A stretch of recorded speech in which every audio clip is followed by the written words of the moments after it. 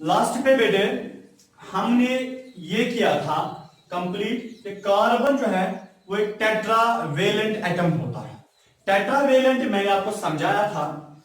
Tetravalent का मतलब है जिसको लास्ट शेल में 4 वैलेंसी होती है। समझिए, ये कार्बन का मैं स्ट्रक्चर बना लेता हूं। आज मैं असल में डायमंड पढ़ना है, खुश हो गए ना। अब देखिए, देखिए यह है बेटे कार्बन, ठीक है, कार्बन का एटम, ठीक है। अब देखिए इसमें ये बेटे 6 प्रोटॉन्स होते हैं, 6 प्रोटॉन्स होते हैं, 6 प्रोटॉन्स। क्यों? क्योंकि कार्बन का एटॉमिक नंबर 6 है। जब कार्बन का एटॉमिक नंबर 6 मींस कि Z इज इक्वल 6 मींस के इसको प्रोटॉन्स भी 6 होंगे और कार्बन को बेटे इलेक्ट्रॉन्स भी 6 होंगे। मगर एक ही शेल में सारे के सारे इलेक्ट्रॉन्स नहीं रहेंगे, बल्कि पहली जो के शेल है इसमें बेटे 2 इलेक्ट्रॉन्स रहेंगे और जो दूसरी शेल है, ठीक है बेटे, उसमें 4 इलेक्ट्रॉन्स रहेंगे। 1 2 3 4।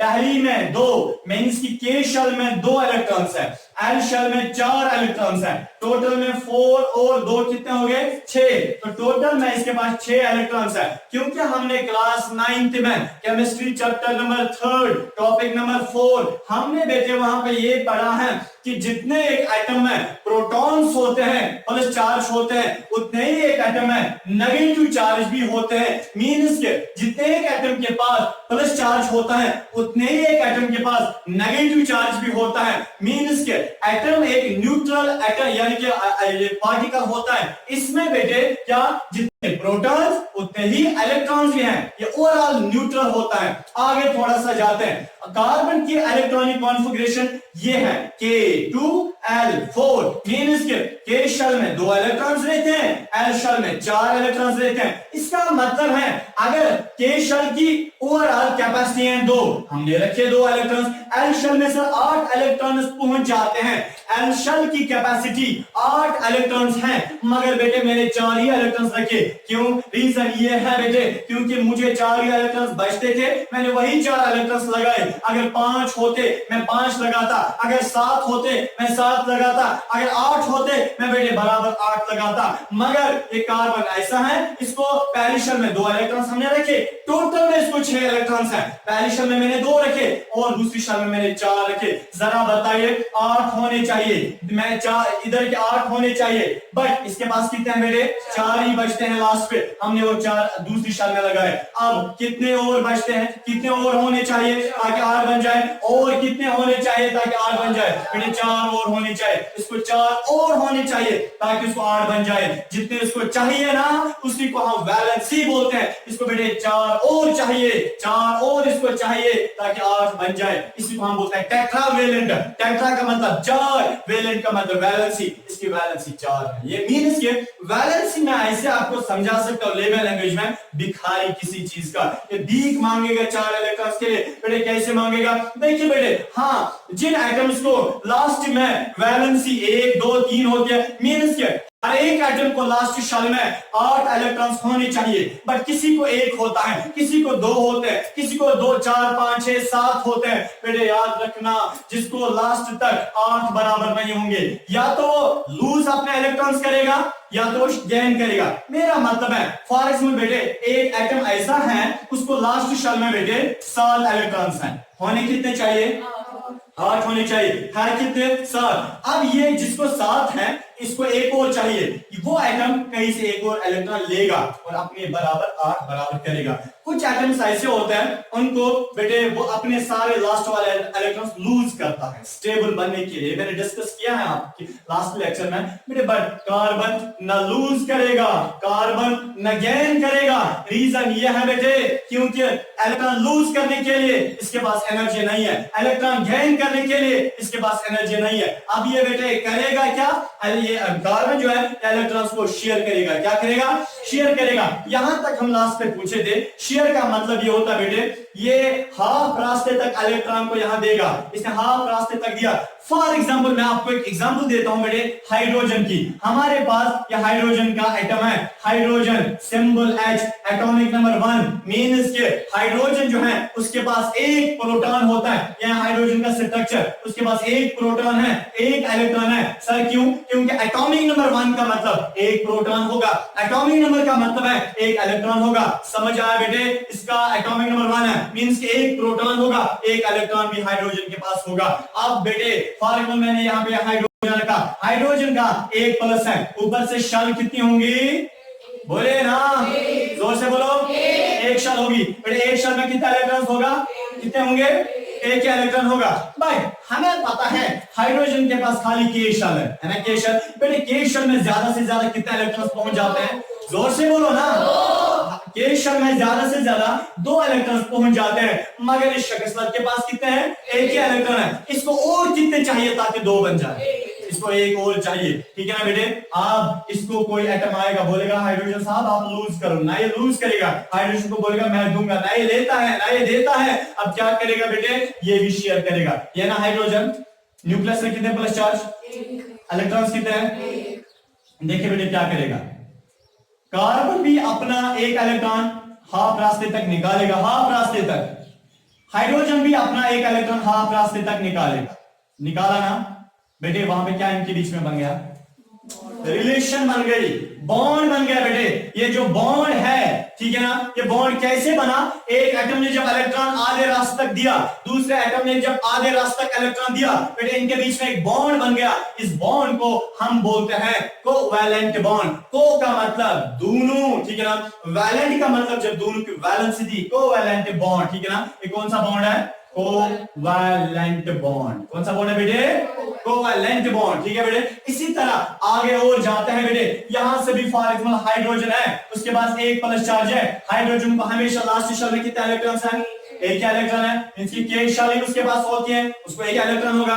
जरा आप मुझे बताइए, अगर ये बेटे हाइड्रोजन है इधर के, क्या हाइड्रोजन इसके लास्ट शेल में एक इलेक्ट्रॉन है, ये भी क्या हाफ रास्ते तक क्या करेगा? शेयर करेगा।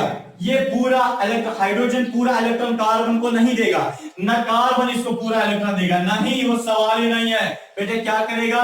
कार्बन भी इसको हाफ रास्ते तक इलेक्ट्रॉन शेयर करेगा और हाइड्रोजन भी इसको हाफ रास्ते तक इलेक्ट्रॉन शेयर करेगा। जब हाइड्रोजन ने भी हाफ रास्ते तक शेयर किया, कार्बन ने भी हाफ रास्ते तक शेयर किया, बेटे आप इनके बीच में बॉन्ड बन गया। इस बॉन्ड को भी हम क्या बोलते हैं?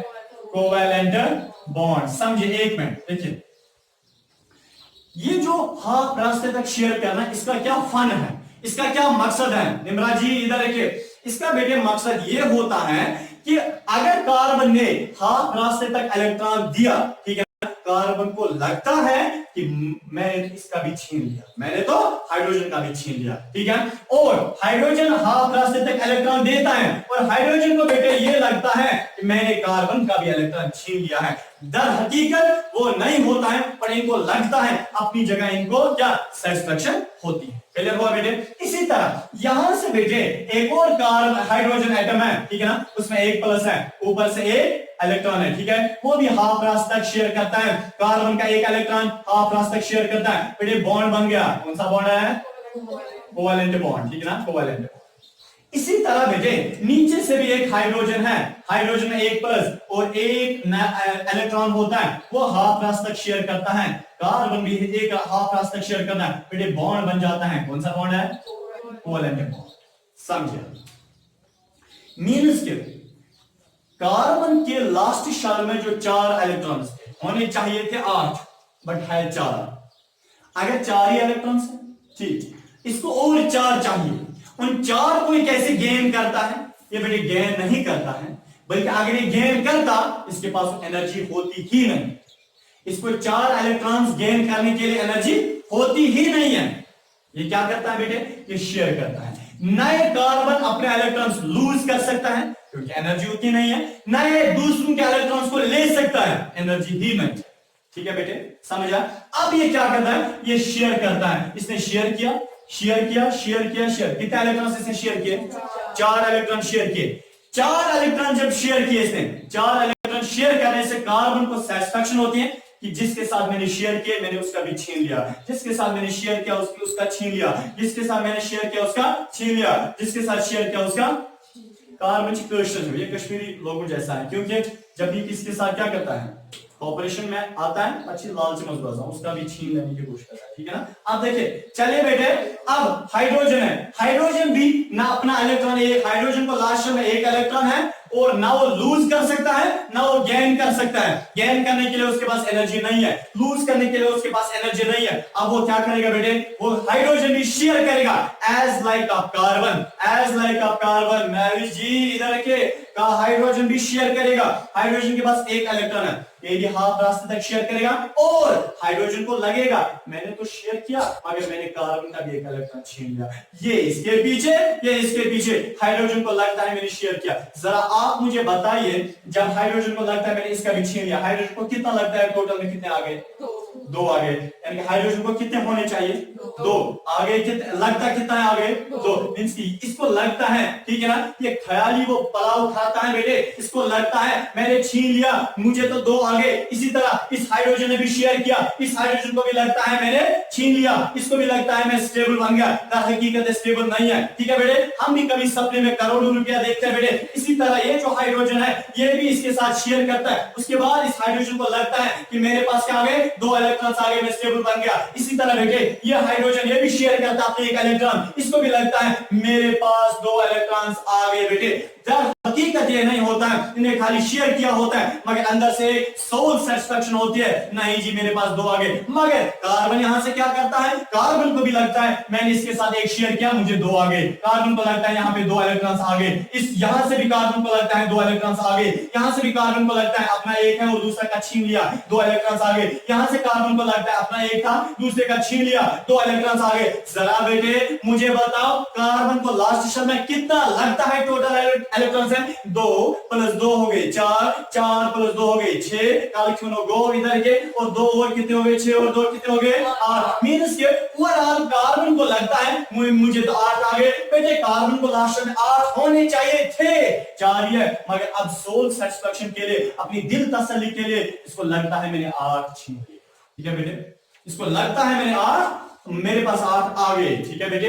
इसका मतलब है कार्बन ने बॉन्डिंग इसीलिए की ताकि अपने आप को मुतमईन करने के लिए, अपने आप को सेटिस्फाई करने के लिए। हाइड्रोजन ने इसलिए बॉन्डिंग की अपने आप को सेटिस्फाई करने के लिए। बेटे ये जो कंपाउंड बना इसी को हम बोलते हैं CH4, यही बेटे मीथेन होता है। गैलियस गैस जालान, ये बेटे वही मीथेन होता है। CH4 मीथेन यही होता है। सर क्या मतलब, कल दो महत्वपूर्ण, C का मतलब एक कार्बन है और हाइड्रोजन चार है। जरा बेटे इधर देखो, कार्बन एक है, हाइड्रोजन एक दो तीन चार है ना बेटे, हाइड्रोजन चार है, कार्बन एक है, हाइड्रोजन चार, कार्बन एक है, हाइड्रोजन चार। बेटे बॉन्ड हमने बनाया, हम क्यों लिखते हैं CH4? बेटे इसका मतलब है यहां पे ये समझाता है कि कार्बन ने चार हाइड्रोजन के साथ बॉन्डिंग किया है। सर ये कौन सी बॉन्डिंग हमने किया? Covalent bonding. बेटे जब भी ये एक मॉलिक्यूल बना, ये कंपाउंड बना, ये कौन सा कंपाउंड है, बोलिए कौन सा कंपाउंड है बेटे? कोवैलेंट कंपाउंड है। क्यों है कोवैलेंट कंपाउंड? क्योंकि ये कंपाउंड कोवैलेंट बॉन्ड से बनता है,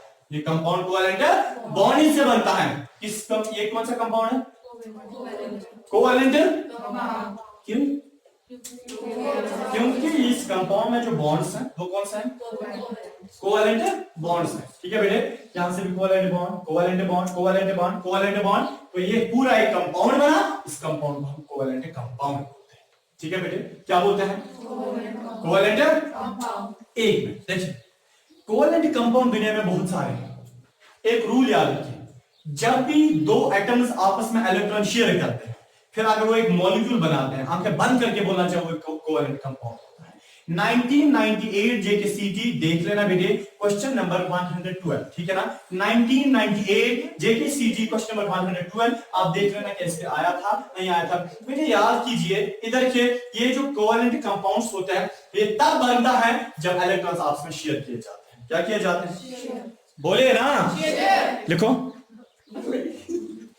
बेटे। ये जो दूसरा टॉपिक है, ठीक है ना, इस लेक्चर का, वो है स्ट्रक्चर ऑफ डायमंड। याद रखिए ये जो स्ट्रक्चर ऑफ डायमंड है ये बेटे किसी न किसी जेके बोस के एग्जाम जो 10th का होता है उसमें किसी न किसी सीरीज में ये क्वेश्चन जरूर पूछा जाता है। अगर जो और में होता है बट 5 मार्क्स का जरूर होता है, ठीक है बेटे। स्ट्रक्चर ऑफ डायमंड, ठीक है बेटे। देखिए सबसे पहले स्ट्रक्चर को पढ़ने से पहले हम कुछ इंपॉर्टेंट बातें डायमंड के बारे में पढ़ते हैं। ये बनता कैसे है, कहां पे पाया जाता है? देखिए बेटे, जो डायमंड है इसको पढ़ने से पहले मैं आपको बताऊंगा एलोट्रॉप्स ऑफ कार्बन, ठीक है बेटे, क्या allotropes of carbon, ALLOTROPHS, allotropes of carbon, allotropes of carbon या एलोट्रॉफी बोलो, एलोट्रॉफी, ठीक है, ALLOTROPHY, एलोट्रॉफी बोलेंगे या एलोट्रॉप्स ऑफ कार्बन बोलेंगे। देखिए एलोट्रॉप्स ऑफ कार्बन क्या होता है, मैं खाली कार्बन की चैप्टर में बात करता हूं, समझे इधर। जब कोई एलिमेंट बेटे, जब कोई एलिमेंट डिफरेंट चीजों में पाए जाते हैं, ठीक है, जब कोई एलिमेंट डिफरेंट सब्सटेंसेस में पाया जाता है प्योर फॉर्म में, समझे मैं क्या बता रहा हूं। जब कोई एलिमेंट डिफरेंट सब्सटेंसेस में प्योर फॉर्म में पाया जाता है, मैं एग्जांपल भी देता हूं, फिर उन डिफरेंट सब्सटेंसेस की केमिकल प्रॉपर्टी अगर सेम है और फिजिकल प्रॉपर्टी डिफरेंट है, इस फेनोमेना को हम बोलते हैं एलोट्रॉफी। क्या बोलते हैं? एलोट्रॉफी।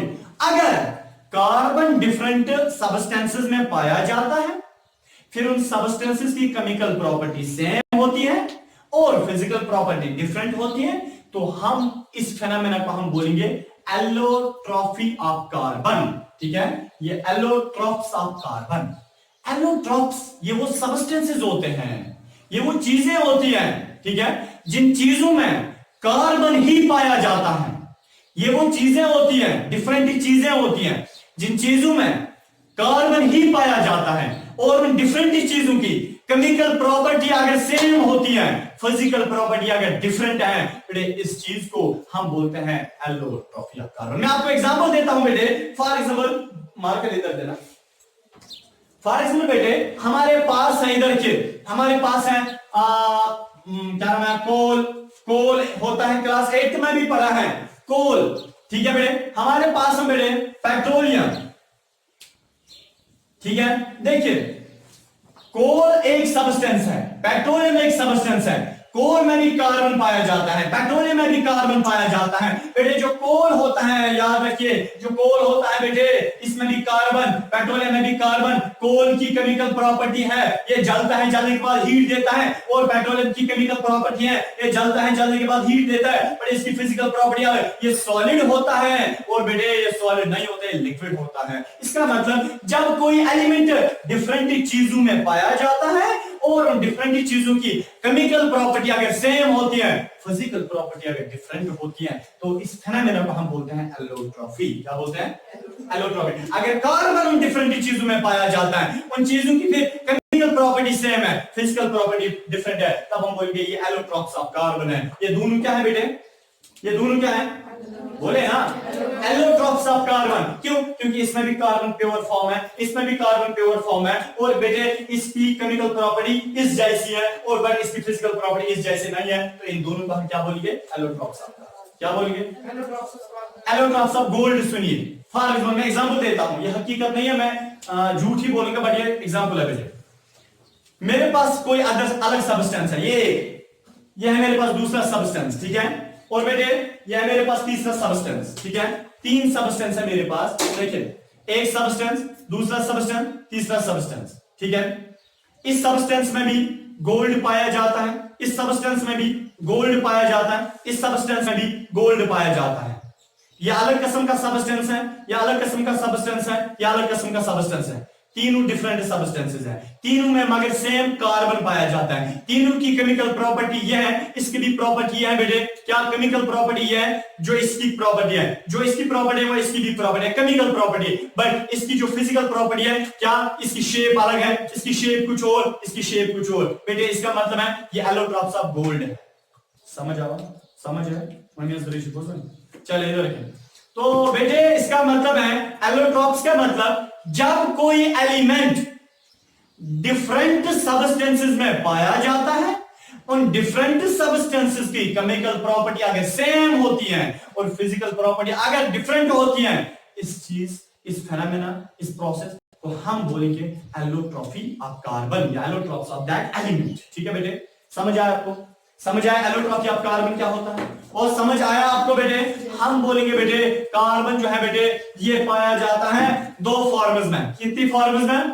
बोले ना, दो फॉर्म्स में। एक पाया जाता है बेटे क्रिस्टलीन फॉर्म में, दूसरा पाया जाता है एमॉर्फस फॉर्म में। तो कार्बन जो है बेटे ये दो फॉर्म्स में, मींस के एलोट्रॉफी ऑफ कार्बन जो है ये दो फॉर्म्स में पाया जाता है। कार्बन दुनिया में दो फॉर्म्स में, दो मैं बता सकता हूं दो एतबार से दुनिया में पाया जाता है या दो फॉर्म्स में पाया जाता है। पहली फॉर्म को हम बोलते हैं crystalline form, CRYSTALLINE crystalline form, ठीक है। और दूसरी फॉर्म जो है बेटे उसको हम बोलते हैं amorphous form, AMORPHOUS amorphous form, ठीक है बेटे। क्रिस्टलीन फॉर्म और एमॉर्फस फॉर्म ये दो फॉर्म्स हैं। इसमें भी कार्बन है, इसमें भी कार्बन होता है, ठीक है। कार्बन दुनिया में मैंने परसों ही आपको बताया था, कार्बन जो है बेटे दुनिया में कितना पाया जाता है वो हम आगे देखेंगे, ठीक है ना। परसों भी मैंने थोड़ा सा आपको बताया था, पर यहां पे मैं आपको बताना चाहता हूं कि कार्बन जो है बेटे ये इसकी एलोट्रॉफी जो है यानी कि कार्बन कि एलोट्रॉफस जो है वो दो है, एक तो क्रिस्टलीन फॉर्म में पाया जाता है और एमॉर्फस फॉर्म में पाया जाता है। टेंशन मत लीजिए, मैं आपको समझाता हूं क्रिस्टलीन फॉर्म क्या होता है और एमॉर्फस फॉर्म क्या होता है। देखिए बेटे कार्बन की ये दो फॉर्म्स में पाया जाता है। पहली फॉर्म जोर से बताइए, जोर से बताए ना, क्रिस्टलीन फॉर्म। दूसरी फॉर्म 3 बार बताओ, मेरे साथ चलाओ, एमॉर्फस फॉर्म, ठीक है बेटे। तो क्रिस्टलीन फॉर्म और एमॉर्फस फॉर्म। क्रिस्टलीन फॉर्म में एग्जांपल क्या क्या है बेटे? डायमंड में पाया जाता है, डायमंड क्रिस्टलीन फॉर्म की एक एग्जांपल है। ग्रेफाइट, ग्रेफाइट क्रिस्टलीन फॉर्म की एक एग्जांपल है। तीसरा बकमिस्टर फ्लोरीन या फ्लोरीन्स बोलो,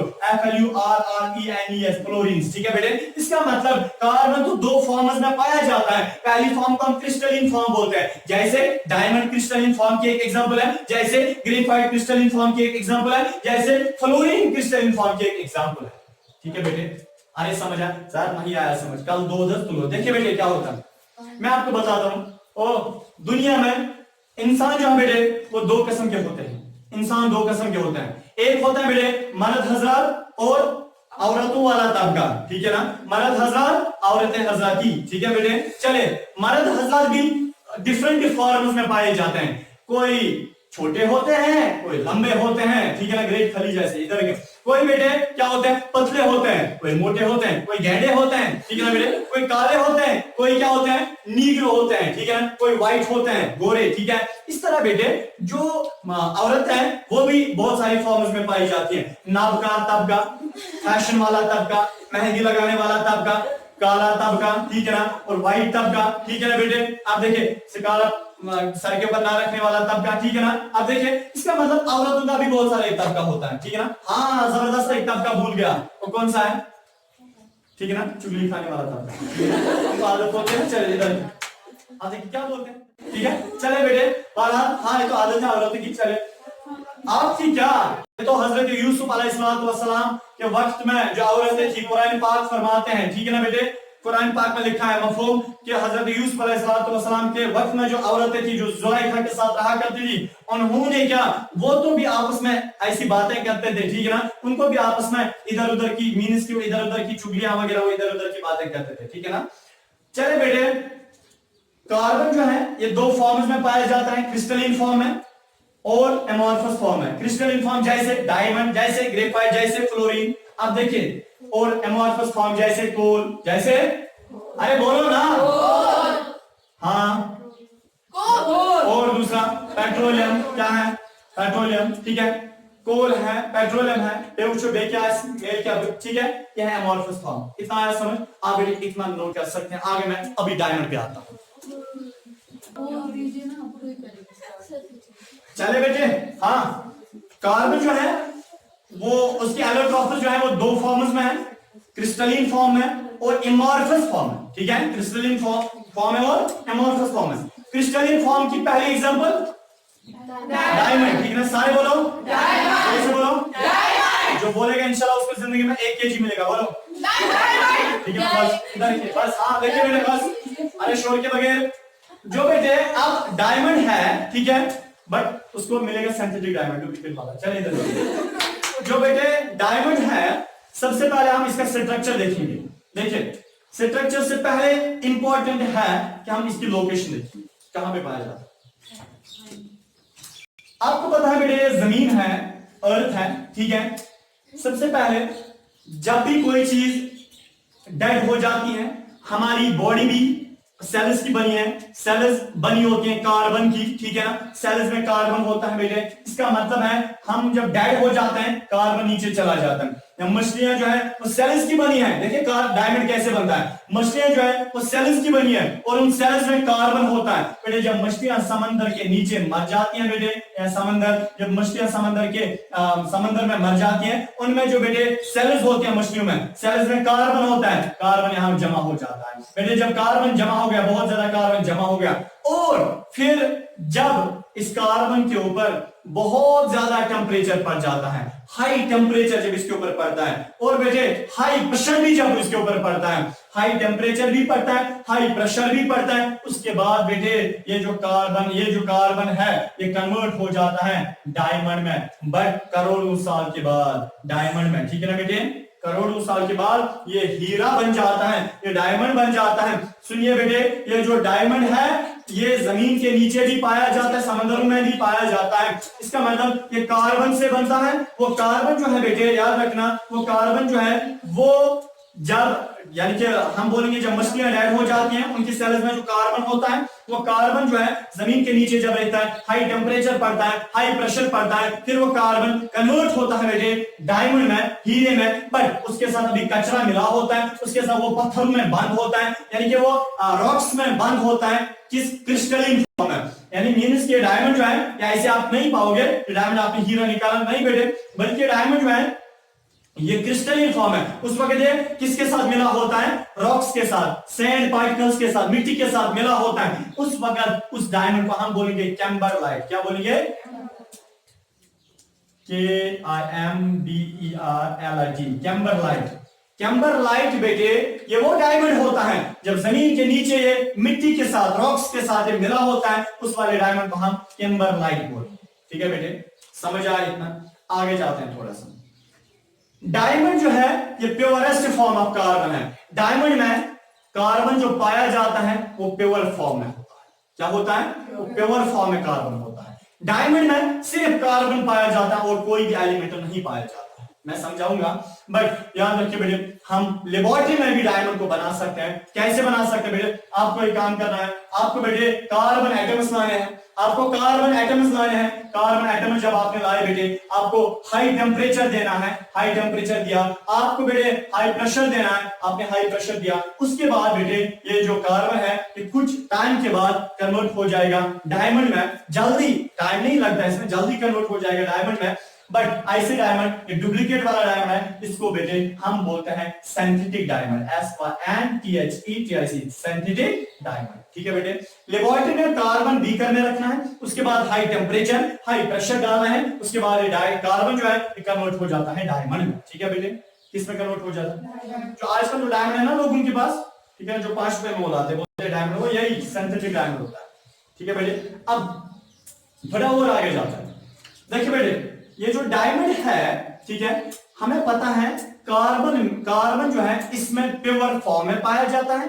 ये एक एलोट्रॉफ है। एलोट्रॉफ का मतलब देखिए, इसमें खाली डायमंड है, यानी कि इसमें खाली कार्बन है इस डायमंड में, और ये कार्बन किसी अदर एटम में भी पाया जाता है। बहरहाल हम थोड़ा आगे जाएंगे। देखिए बेटे, दुनिया में साउथ अफ्रीका एक ऐसा मुल्क है, साउथ अफ्रीका, ठीक है, साउथ अफ्रीका में सबसे ज्यादा कंटेंट कार्बन का, ये डायमंड का पाया जाता है।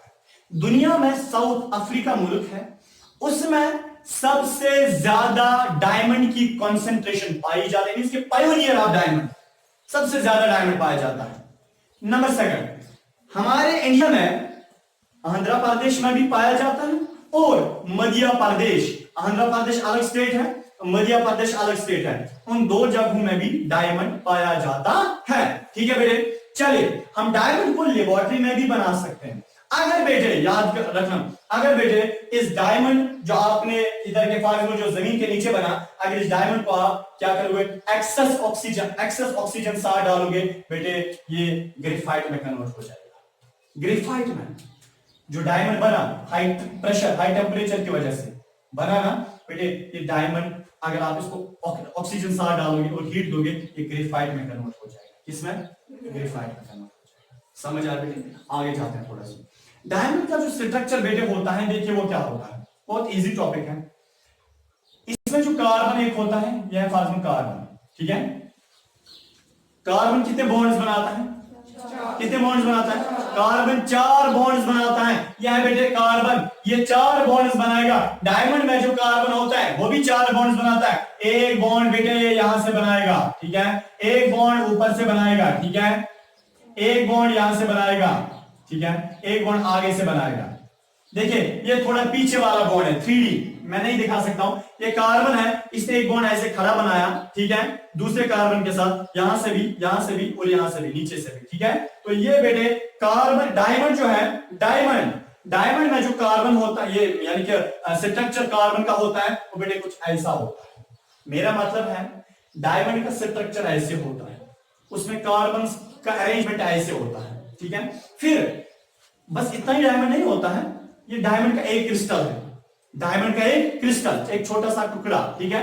फिर ये कार्बन की बीच ये कार्बन के साथ मिला होता है, देखिए इसके साथ, इसके साथ, इसके साथ मिलाना 4, सर कहां मिला? ये तो 3 ही के साथ मिला। देखिए बेटे एक तो ये नीचे से मिला, 1 2 3, एक तो ऊपर से है ना, मिला के टोटल में 4 बॉन्ड्स बनाना चाहिए। बेटे ये भी क्या, 4 के साथ मिला होता है। बस इधर देखिए, ये भी बेटे किसके साथ मिला होता है? 4 के साथ। यहां से एक कार्बन, यहां से दूसरा कार्बन, ठीक है ना, यहां से तीसरा कार्बन, इधर के यहां से चौथा कार्बन, ठीक है। ये भी कितनों के साथ मिला है? 4 के साथ। ये भी 4 के साथ। मीन्स के डायमंड में जो बेटे कार्बन होता है, वो कार्बन, एक कार्बन 4 एटम्स के साथ मिला होता है, एक कार्बन 4 एटम्स के साथ मिला होता है। बट ये एक क्रिस्टल है, उसका एक कार्बन 4 बॉन्ड्स बनाता है। डायमंड में जो कार्बन है वो भी कितने बॉन्ड्स बनाता है? 4। देखिए ये डायमंड का एक क्रिस्टल है, ये डायमंड का एक क्रिस्टल, ठीक है ना, डायमंड का एक टुकड़ा, एक क्रिस्टल।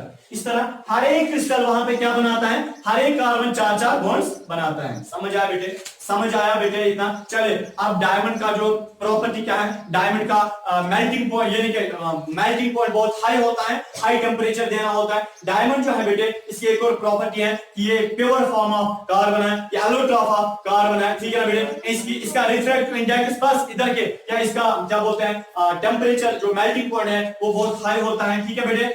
ये इधर के रिफ्रैक्शन इसमें होती है, डायमंड में रिफ्रैक्शन होती है, bending of light takes place, ठीक है। और नेक्स्ट बेटे, जो डायमंड है इसका यूज क्या है? सबसे पहला यूज, इसका यूज है एज ज्वेलरी इस्तेमाल हम करते हैं। ज्वेलरी का मतलब हम, यानी कि क्योंकि due to its excellent brilliance, ये चमकता है, इसलिए हम एज इसको क्या करते हैं? जेवरात एज इस्तेमाल करते हैं। नेक्स्ट डायमंड जो है सर्जन इस्तेमाल करते हैं, जो सर्जन, आई सर्जन होते हैं, उनको एक पेन जैसा होता है, पेन के आगे डायमंड लगा होता है, फिर उससे वो आंखों में जो कैटरैक्ट होता है, वो लोग में उससे वो उठाते हैं, ठीक है बेटे। प्योर शार्प एजेड होता है वो डायमंड। नेक्स्ट बेटे, डायमंड जो है इसका एक और वो यूज यह है कि हम इसको वो ये जो शीशा जो होता है उसको काटने के लिए भी हम इसको